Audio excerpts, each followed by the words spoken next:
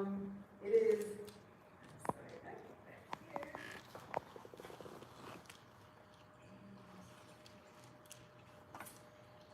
is a profound honor to welcome Briana Scurry to the World at Play Conference, to our campus, and to the city of Houston. Having her with us is not only a privilege, but also a statement about what kinds of conversations we believe matter.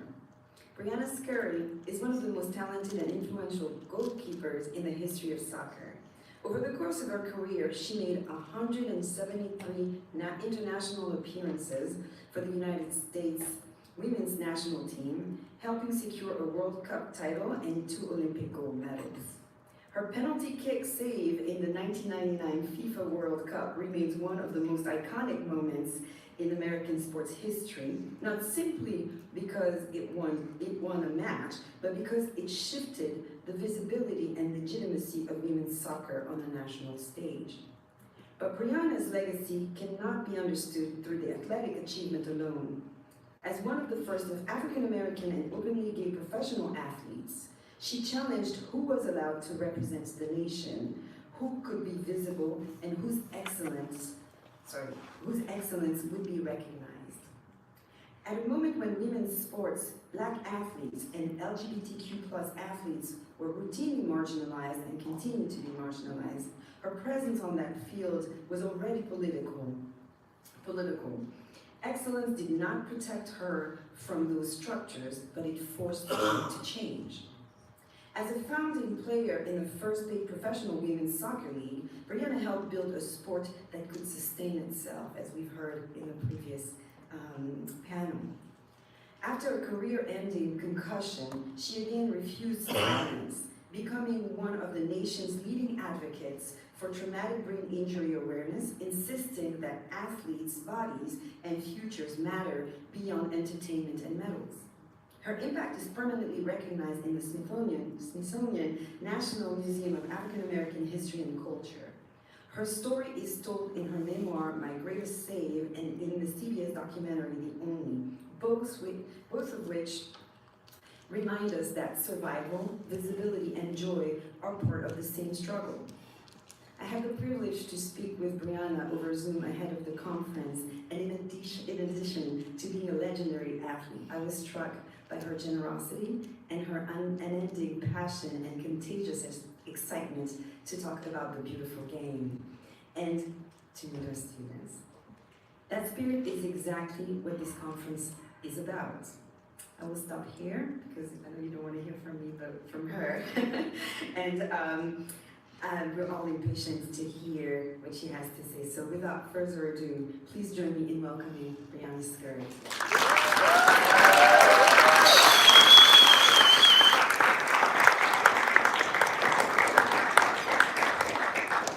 Hello, everybody. How are we? Good. I first want to thank Caroline so much for having me here. Like she said, we had a fantastic call, and I could just really feel her passion and her excitement for this event over Zoom. And I could also see it in her face and her eyes, and then she was talking about her culture and her feeling and her fire for the beautiful game. And so thank you so much for choosing me to be here today to speak to everyone. You all here today have one of the most amazing opportunities that there is, really. You're going to have the beautiful game in your backyard. You're hosting 7 games here, and to be completely honest, I'm jealous. I'm jealous because, fortunately or unfortunately, I live in Washington, D.C., a suburb, and we didn't get any games in D.C. because our stadium is so old that they couldn't have soccer games there, so it's unfortunate. So the closest stadium to where I live is Philadelphia, which is 2 hours away. So I'm hoping to get a little bit of help from FIFA to go see some games, but as far as being really a part of the culture, this fan festival, all these different colors and identities and people from all over the world are going to descend upon Houston. And it's rare. And to be honest with you, it's so rare that it's been 30 years since it happened. The Men's World Cup was the last time in 1994 that we had a World Cup on our soil. And shortly after that, 5 years after that, we had a Women's World Cup, and that was 1999, 27 years ago. And so I want to encourage all of you to truly make an effort to not only potentially watch the game yourself in person and be in the stands and really get the feel for the excitement and how people just really love the game. But even if you can't get tickets, come and be with the people, be in the city, be in the area. There's going to be so much going on for that entire month. And it's going to be really special, and you don't want to miss it. That is what I want to talk to you about. Not only the beautiful game for you to see, hear, and feel, but I want to tell you more about the beautiful game through my experience of it. I was 8 years old when I was first inspired to be an Olympian. I was watching the Lake Placid Olympic Games, which is also interesting because tonight is the opening ceremony. Thank you, Caroline, for having me here. Perfect timing of the Olympic Games.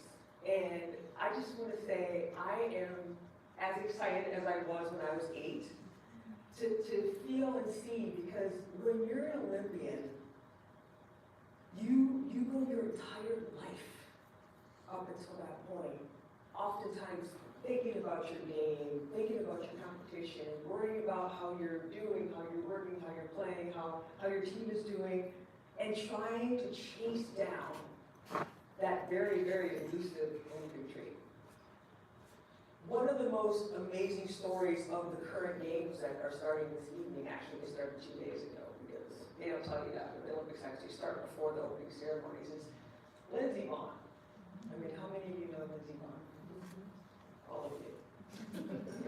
41 years old. I don't know if you know this. She retired and came back. Tore her ACL like 5 days ago and is still doesn't ski. Now that may seem absurd to most people, but that's what the Olympics is about. That's what the World Cup is about. As an athlete, it is your lifeblood, it is your desire, your dream, and it's a thing that can carry you through difficult times, including tearing your ACL right before the games begin. And when I was 8, watching the Lake Placid ice hockey team. How many of you seen the movie Miracle? Okay. That is that team. And if you recall, that game that they played against the USSR was intriguing in so many different ways. One of the ways it was intriguing was all those boys were college athletes. That was back when Olympics were still amateur. And watching that team play against the USSR, they had lost to them. Gave them a chance, and you know what? To do anything, never mind win, even just to not embarrass themselves. But the only people that cared and that knew that they could have an influence on that were those boys, their coaching staff, and their families. And if you recall, it was a battle, and they came out on top. And for some reason, when I was 8, I saw greatness on that screen. I don't know how to explain it. I don't know how I knew. I just felt it. And as soon as Al Michaels said, 3, 2, 1, do you believe in miracles? I jumped off the couch and I said, yes, I believe in miracles. How many of you are parents in here? Okay, put your hands down. Don't answer out loud. Just think in your mind. What would you say if your child at 8 years old said, I want to be an Olympian? Okay, don't ask them. Don't answer. But I know I was very, very lucky because my parents heard what I said, helped me nurture that little dream. They watered it. They gave it light. They gave it support. instead of saying, oh honey, you know, hockey's dangerous, or oh honey, you know, it's really, really hard to be an Olympian, or oh honey, I don't know if you're going to be able to do that. Maybe have a little bit lower inspiration. Oh no, not my mom and dad. They said to me, always be first, and you can do anything you set your mind to. And guess what? I believed them. So after that 8-year-old girl, I started playing some sports right around age 10 or so, and one of those sports was tackle football. I was the only girl in an all-boys league, 10 years old, full pads, helmet. You saw the picture up there in white jersey. That was me playing my football. I loved it. Loved it. But I made a deal with my mom, so I could only play as long as I was in the lower division, meaning the lower weight division. She said, as soon as you get too heavy to move divisions, she's like, you're done. We made a deal. So I got 2 seasons out of it. I was devastated when I had a little bit of growth spurt when I was 12, because I couldn't play my football anymore. But I needed a replacement. And I replaced my football with football. And I started playing only girl on the boys team again. Where I lived, teeny tiny area, 2,000 people in my town because my family I grew up in Minneapolis and they moved away and there was only 2,000 people in this small town. So I was the only girl on an all-boys team, all-boys league. And my coach thought it was the best idea to put me into the goal to keep me safe. Think about that. 22 young people on a field, and they're all coming in my direction. And I'm supposed to stop them from kicking this thing into this net and crashing into me and all these things. And we realized that that probably wasn't the most safest place to be, but I loved it. I did the best I could.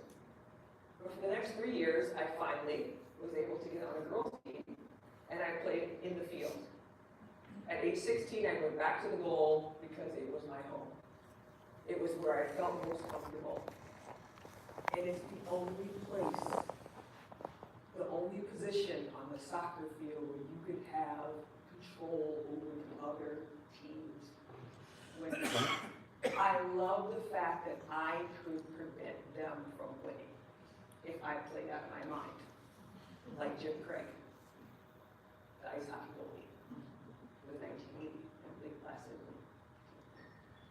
And I did, and I loved it.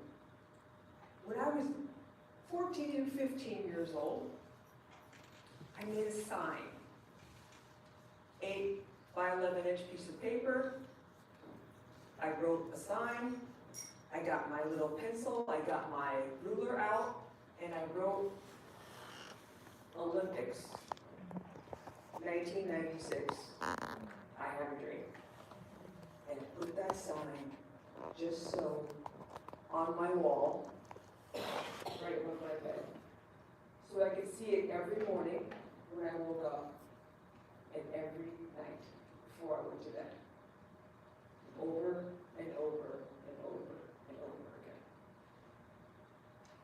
So every day I would go do my studies at school, I would go play my sport, I would come home, I would see it. I'd wake up the next day over and over and over again. Now that sign had a job.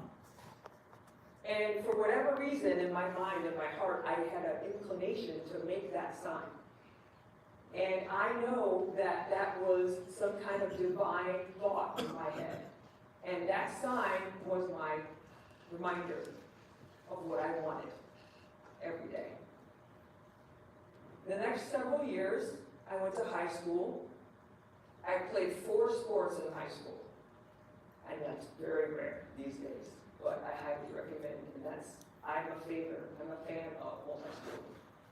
I played soccer, basketball, softball, and I ran track. Softball and track rotated in the spring. I played soccer and basketball every fall and winter. By the time I was a senior in high school, I wanted to go to college. I knew that I had to get a scholarship because my family had a ton of love and support, but not a lot of money.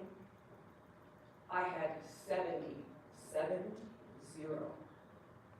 schools interested in having me play one of those 4 sports there. The majority of them, obviously, soccer. I was an All-American goalkeeper, so that made a lot of sense. I decided to go to the University of Massachusetts. One of the reasons I decided to go there is because at that time, UMass was a top 10, top 12 in the country women's soccer school, Division I.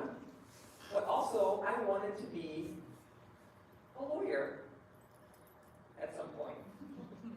And I thought to myself, well, I'll study political science and psychology, and I'll go here, and they gave me a scholarship, and it was great. And my coach's name was Jim Rudy.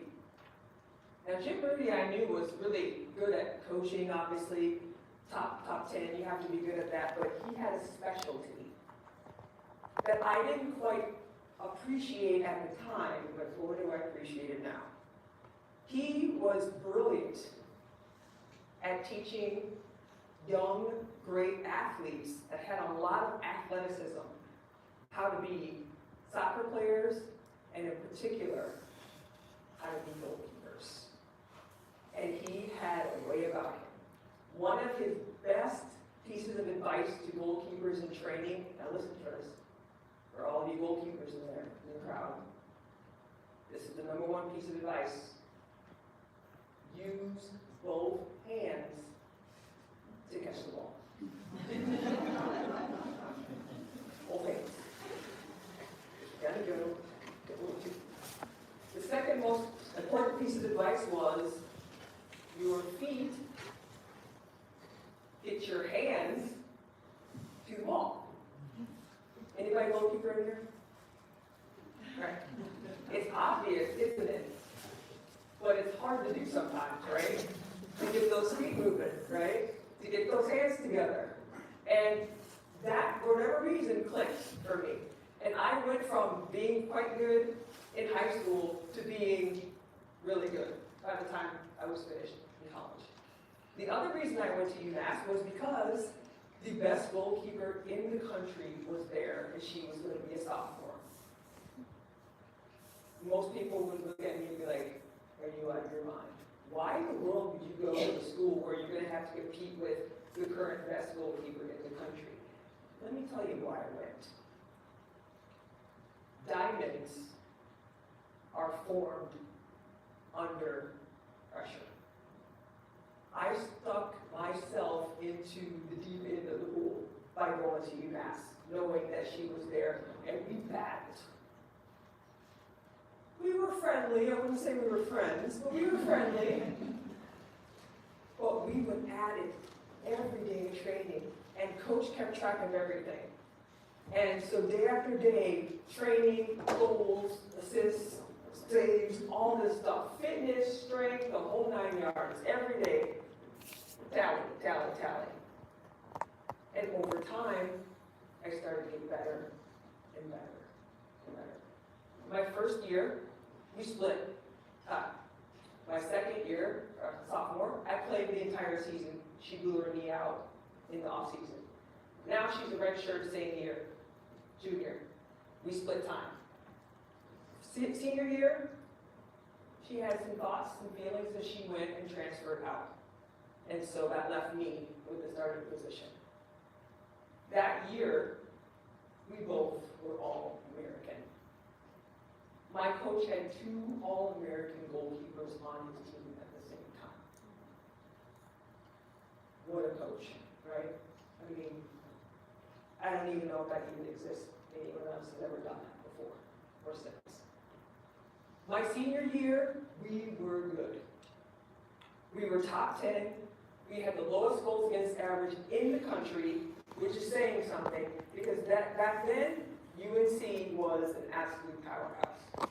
They had won 7 national championships in a row, and we were going to play them in the NCAA Final Four in the semifinal game.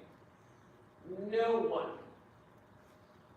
I repeat, no one gave us a chance that we would beat them.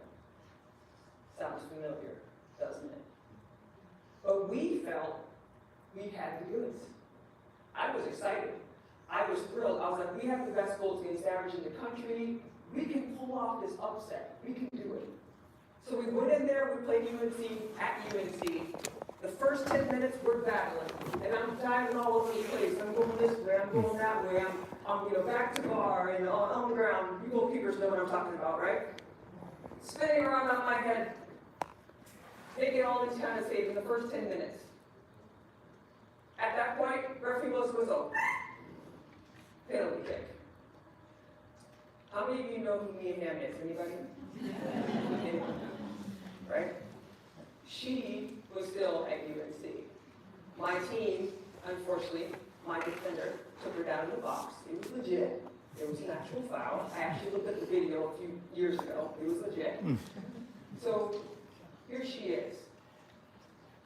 Now, we were playing UNC, and if you don't know soccer very well, or you're not into it as much, you may not know the history, but UNC was coached by a gentleman named Anson Dorrance. Up until literally a few years ago, like 40 years. He is considered, in my opinion, the grandfather of women's soccer in this country, at least at the college level. Back then, in 1993, which is what this was, he was also the coach of the women's national team at the same time. So I'm thinking, if I save this penalty, holy crap. So I'm like ready, I'm like pacing. I'm like, okay. Referee's like, come on, let's go. I'm like, okay, I'm ready. I'm standing here, and he's right there, and I'm like, goal. She scores. 10 minutes later, they score again. 10 minutes after that, they score again. Halftime. 3-0. That was the most goals that I have ever given up in my life at that point. With Anson Dorrance, the head coach of the women's national team, in attendance, watching me give up 3 goals in a half. We go in the locker room, coach comes in there, you can hear him. Everybody's in the locker room sitting there like, looking down like, shuffling your feet. Coach comes in there.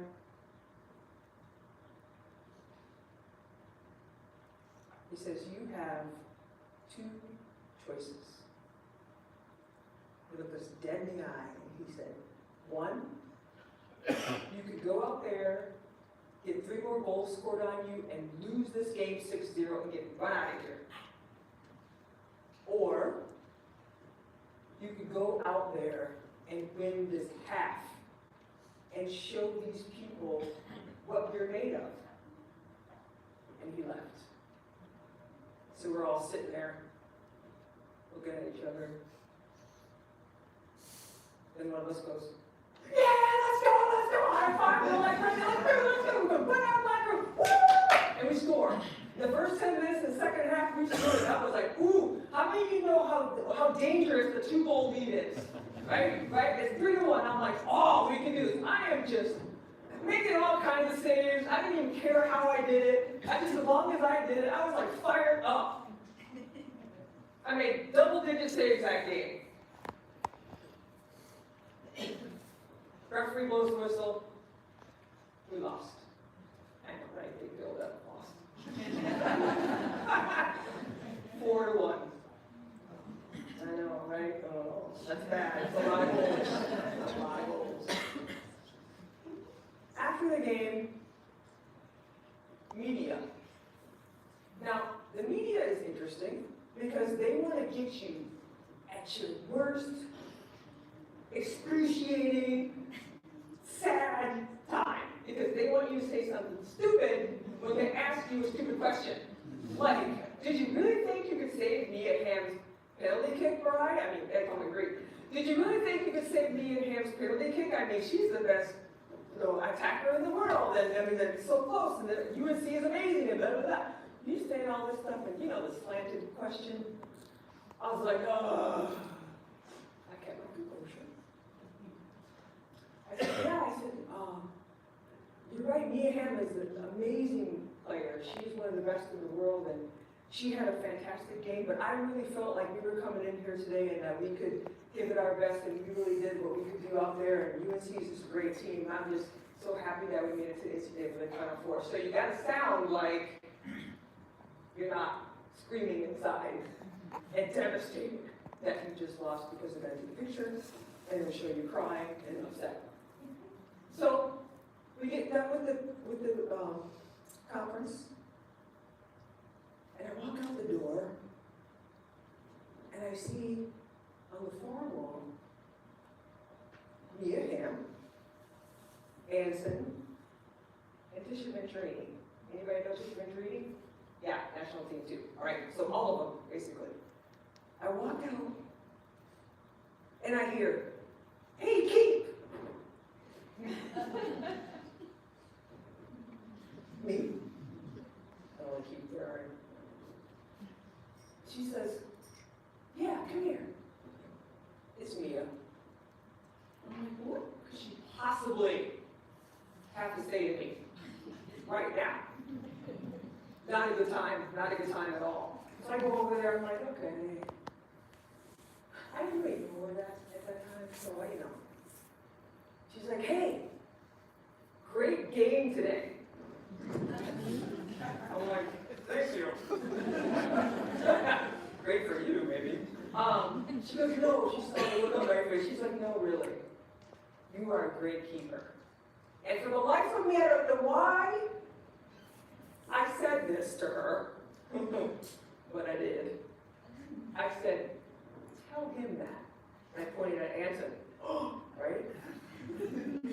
She looked me dead in my eye and she said, "He already knows." And I was like, "Okay, weirdo, see you later, thank you." And I left. 10 days later, Coach calls me into his office. He said, "Brian, why don't you come in the office? I have to chat with you." I thought I was in trouble. I was like, "Oh no, why is Coach calling me into the office? Is something happened? Is something wrong? My grades, blah, blah, blah." He's like, "No, have a seat." Guess what? I said, "I don't know what." He goes, "You are going to national team camp in 10 days. I said, "Really?" It was 4-1, Coach. He said, "Guess what? You are not defined by one result." He said, "You are being defined by your potential, by your work rate, by your attitude. You never gave up, even though we were clearly going to get blown out of the water." He said, "You kept making saves, you kept trying, you didn't go to pieces on your teammates, you didn't lose your mind and yell at everybody. That you did a great job. You're going to camp." I said, "Okay, let's go." I went into training camp. It was November 1993, and the totem pole, 5 goalkeepers in camp, and I'm 5 out of 5, my first time there. That was November 1993. By March 94, won. Went from number 5 to starting keeper of the national team. In 3 months, 3.5 months-ish, a couple of training camps in between there. Now, this was 1994. The next year was a World Cup in Sweden. I probably didn't know about it because nobody else seemed to know about it because there's nobody there. Because Sweden didn't really care about the Women's World Cup that they had, so we had a couple hundred people in the crowd here, there, little tiny stadiums, 2,000, kind of like a high school football, not Texas high school football, because your stadiums are huge. I'm talking about everywhere else high school football, right? Small, teeny stadium. And we played against Norway, and they were our arch nemesis. I mean, we just, still today, it's like, right? They had this attacking player. She's like 6'1". She always came to the near post on corner kicks, and I was told I had to be right there. when they played that ball in near post on the corner kick, otherwise she was going to head it in. I'm like, okay, I got it. All right, first game of the World Cup, we do well. Second game, good. Third game, good. Get to the playoff round. Norway, semifinal game. Corner kick. In the 7th minute, comes in near post. I go to get it. Missed by 1 inch. She heads it next me. Needless to say, we hit everything at that goalkeeper that day, but it was just her day. We couldn't score to save our lives, and we lost. And I was devastated, because that was my job, to not let that one thing happen, and it happened. And Norway made this little train thing that they crawl on the ground and hold each other's ankles. At midfield, around the circle, and they were singing some song in Norwegian, and it was like just taunting and annoying. And I stood there, and I watched them do it the entire time, burning that image into my brain, because I was never, ever going to lose to Norway again. And I knew that highly likely we were going to play each other again. So, I'm playing, we're getting ready. Little did I know, during those first couple of years with the national team, that powers that be in the world were working in my favor. There was not women's Olympic soccer in the Olympic Games the first time around. In 1992 in Barcelona, there was no women's soccer. But between 92 and 95, so the people that I've never met before got together and had a conversation, and they decided, oh, we're going to have women's soccer in the Olympic Games in 1996. The sign, Olympics, 1996, I had a dream. I was at the exact right moment, at the exact right time, when I wrote that sign when I was a teenager. And we did this.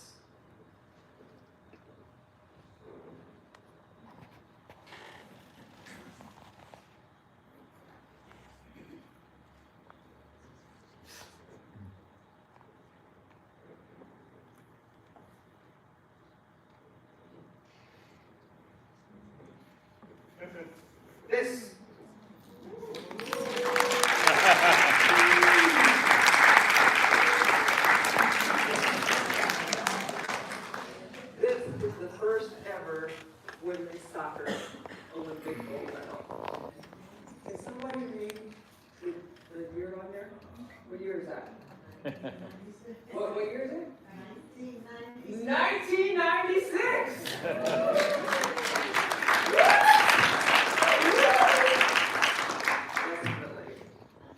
It was fantastic. On the way to winning, guess who we played? In the semifinal game, again, bless you, again, against Norway. I didn't miss it this time. I didn't miss it this time. I did my job incredibly well. We beat them in sudden death overtime. Do you even understand? They don't even do sudden death overtime anymore. It is the worst possible way to lose, the best way to win. Because if you score, it is over. Right there.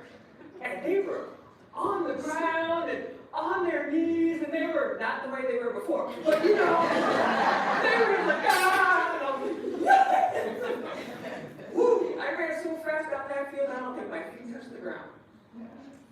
And then we played China in the final. And we won. That was my dream become reality. that Olympics was in Atlanta. Like I said, that was the last time the Olympics were in the United States for Summer Games. Guess what's coming? 2028 in Los Angeles, Summer Olympic Games. Coming back again. They don't give us this stuff in our country until several decades go by. So that's why I was saying earlier, please take advantage of the fact that you have 7 games in your backyard, because it's going to be a long time before it comes back again, if ever. Take advantage. A few years later, we were bestowed with hosting the Women's World Cup in the United States in 1999.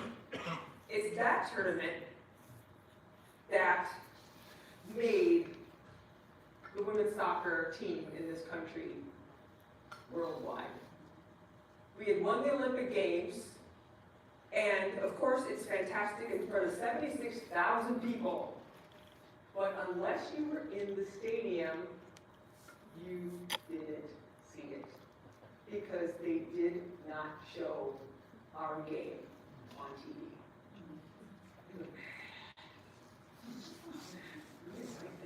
And so were our fans.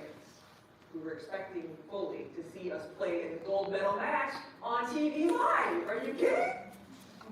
Come on now. Favorite to win even. Didn't have the NBC. They've done better since. But you know, just telling you what happened. They fixed that later. Before the Women's World Cup was to start in 1999, they originally planned to have it in small stadiums in the northeastern part of the country, regional, just like they did in 1995 in Sweden. And we said, oh, hell no.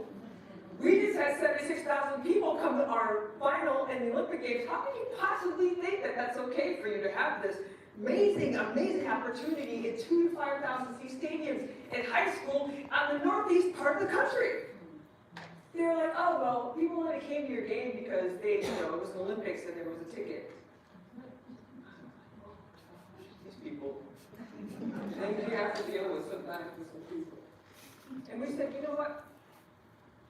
We, as in the team, the pool of players, which was about 40, 50 deep, and the Women's World Cup Organizing Committee, Marla Messing, said, no, we're not doing it. We're taking it to big stadiums.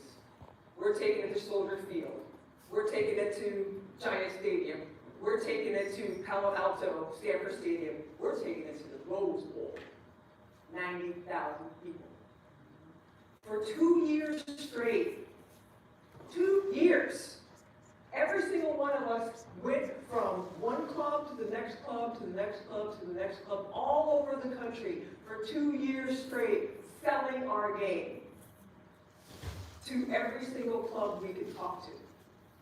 We did these little games and these little events, and we got, met the teams and the coaches and all this, and we're like, we're coming to USA, you gotta be, part of our team, you gotta be with us, come see our games, come see our games. We were literally salespeople on this thing. Bless you. It worked. Our first game at Giant Stadium. So we are driving from the hotel by escort, police cars, motorcycle, helicopter even, crazy. Going to the game because we have to be there an hour and a half early. So on our way there, we're in our bus with 2 buses actually, and then everybody, the cops behind us and on the side of us, keeping us protected.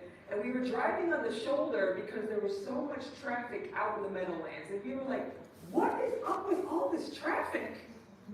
Who's having a game out here at the same time we're having a game? Who planned this? We were like talking to each other in the bus, and then we were like, wait, somebody was like, wait, that's a little girl in that car. Oh wait, there's writing on that window that says, Go USA. Oh, these people are were so excited we started to cry in our bus on our way to the game because we felt we could do it, but you don't know until you see it, until you feel it, until you're in it. We were driving on the shoulder because all these young girls and all their parents were coming to our game 2 hours early. The same time that we go, which is unheard of at that time. We were like thrilled. So we went in the locker room, we were a little bit nervous, we were excited, because like, we did all this work and we're gonna win this stupid game now, pull it together. Stop crying, stop crying. So we're in the tunnel. And this is one of the beautiful things about the beautiful game. Both teams stand side by side when you come out of that tunnel. So your enemy is right there. Arm's length. But that's okay. We came out of that tunnel. It went down, and then it was awning, and then it went up. And you could hear everybody in the crowd, just like noise, right? 76,000 people at Giant Stadium. Random noise, blah, blah, blah. But when we came out of that tunnel, there was literally a groundswell of noise. You could feel it. And it went from all this indiscriminate noise to cheering. These little girls like, ah! Yelling their heads off, and they're waving their flags, and the cameras are snapping and everything, and we all started crying again. Oh my God, we're gonna do it! And we're like, pull it together, we're like walking out there. So we lined up. Needless to say, we won. Julie Foudy scored, which if you know Julie Foudy, that rarely happens, so that was good. She's awesome, captain, but she's great. She's blue, that's okay. So we win that first game, and we're on our way. And we played Germany in the first quarterfinal game in Washington, D.C., down by a goal, tie the game, down by a goal again, tie the game. Score again, win the game. It was going our way. We were like fired up. Then we go from DC, flew all the way over to California to play Brazil in the semifinal game. 77,000 people got around, so it was hot. Probably not as hot as here, so hot for me, not for you guys. And Brazil was ready. I mean, they were just fired up. They were doing samba, that's what they call their game. Samba all over us. I was like diving over here, diving over there. I made 7 saves. That's a lot of saves. You don't keep a shit, that's a lot of saves. All right, in a big game, we were just not, we were tired. We traveled all that way. They were already there. We traveled all the way over there. Even though we sold our World Cup, we had the biggest amount of travel to do because we had to go everywhere. And I had to earn my check and earn my stripes that game, and I made 7 saves. And that jersey that you saw on my wall behind me when we talked was the jersey from that game against Brazil. We won 2-0. And we went through. We sold out the Rose Bowl. 90,000 people in 2 hours. As soon as we won that game, they opened that ticketing up in 2 hours. We could have sold 200,000 tickets probably. We could have filled up 2 Rose Bowls. So we go out, and we're playing China. And they are mad.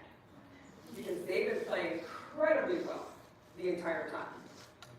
And they wanted revenge because we beat them in '96. So we go out there, big chess match, 18-18. That's what the game was. 18-18, back and forth, back and forth. We go into overtime. We play the overtime. No score. Almost one score at the end of this game. You know, Christine Lilly had the ball off the line. Thank goodness for Christine Lilly. I wouldn't be standing right here right now if it wasn't for Christine Lilly. We go into penalty kicks. Now, I have one job to do. Make one save. All the kickers, and this is harder to do than it seems right here. All the kickers have one job to do. Make one goal. But when you have 90,000 people collectively sitting on the edge of their seats like holding their breath, and you have this little teeny tiny like section 350 where the Chinese fans were, and everyone else right behind me. The third kicker came up. I was over here doing my thing.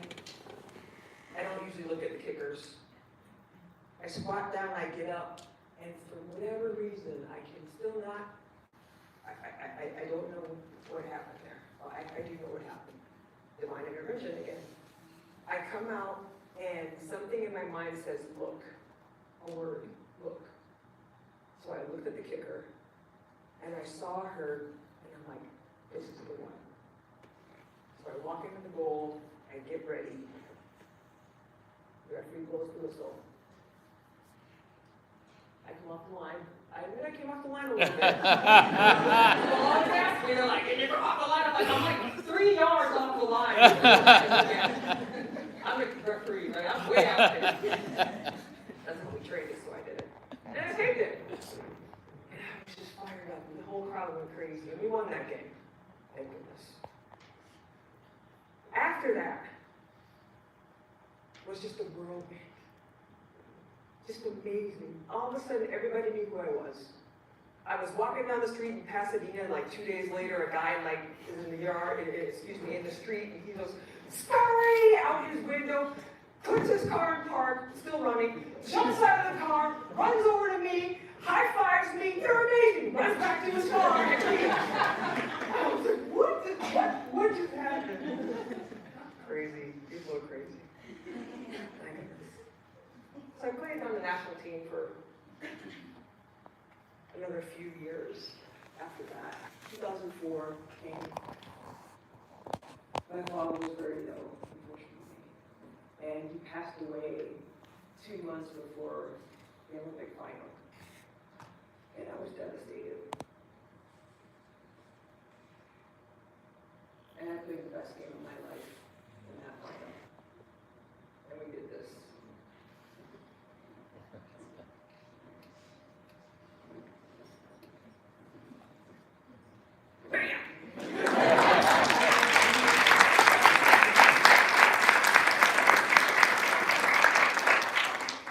Did this one for Dad.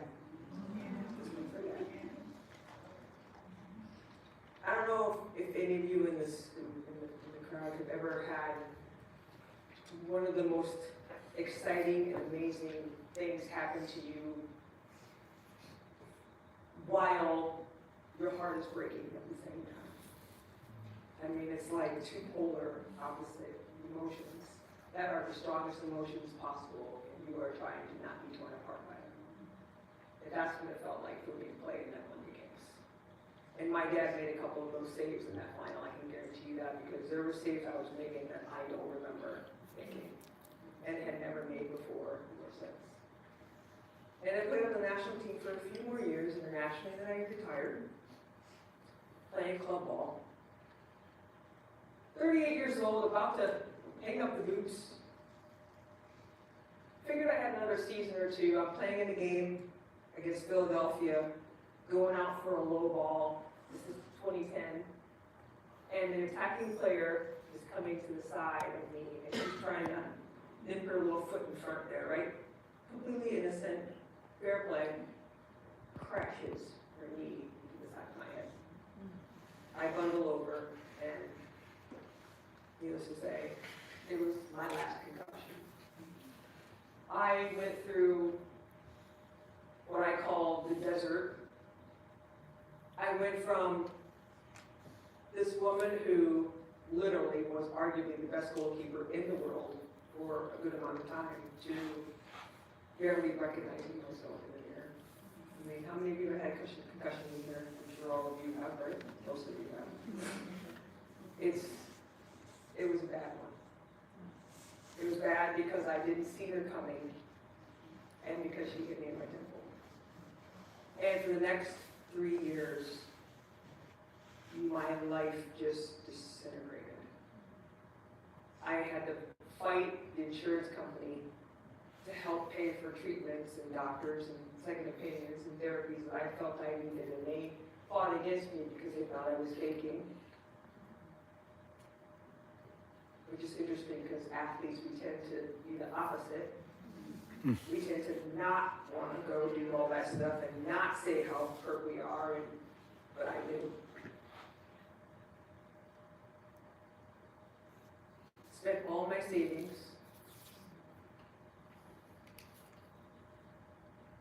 Got very depressed. Anxiety, all these things. I kept it to myself. I didn't share exactly how bad it was for me with anyone. There was a point where I was so low, depressed, struggling, living in a tiny little studio apartment in Little Falls, New Jersey. Nothing against New Jersey, but this place was like a cell. And there's a waterfall behind the building I lived in. And I thought about going over the rail after a big rain. And that's good because I couldn't swim. I knew I wouldn't come out on my feet. And I went up to the rail and I looked over.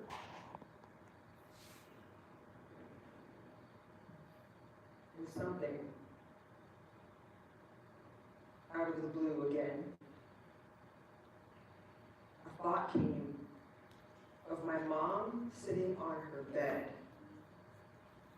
in her bedroom and 2 uniformed police officers knocking on her door to tell her that her baby was gone. That image made me step back from the rail. A few weeks later, somebody came and wanted to help me with what I was going through. For the next 7 years, she helped me. She helped me get the procedures I needed. She helped me get the treatment I needed. She helped me resurrect myself. She literally saved my life. There was one day she asked me, she said, "Where are your medals at?" I said, my mom has them. I lied. My mom didn't have them. I pawned them.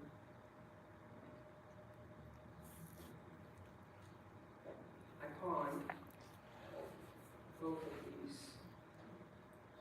because I didn't have the money to continue to pay for my rent, electricity, and I was just not in a good place. I said, my mom has them. She's like, okay, let's go get them then. Uh-oh. I'm like, okay, you know what? I sat there and I was like, my heart was just beating out of my chest. She looked at me and she said, where are they? And I just broke down and cried. And I told her I had pawned them. She's the only person that knew about this.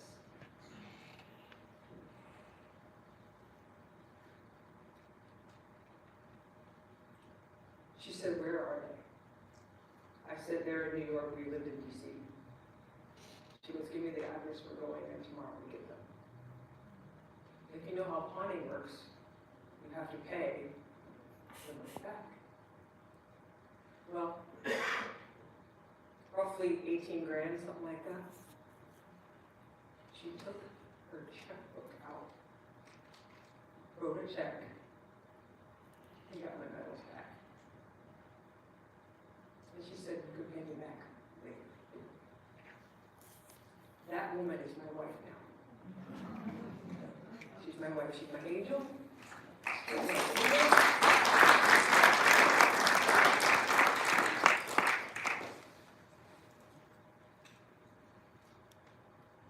So I'll leave you